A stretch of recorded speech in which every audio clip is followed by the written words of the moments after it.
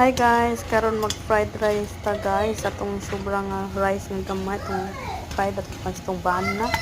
So may mga ingredients, nagpain kuan ko butter, and then pagbutang ang rice, and then akong butang mga ang peas niya guys, green peas ug ang carrots, and then ako siyang butangan og egg, and of course salt and black pepper para siyang imikos.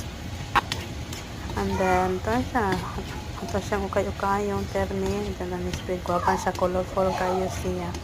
Namtay nabilin nga green peas ato ang siyang ihurot na ug ang carrots ato siyang ibutangan aron na siya aron colorful siya. So dali lang guys, kaayo gamay ra kay ng rice ana, pero nidaghan siya tungod sa ato ang vegetables, sa atong green peas ug sa ato ang carrots. So mo siya kung gibalhin, ready for eating na siya serving. Thank you for watching, bye bye.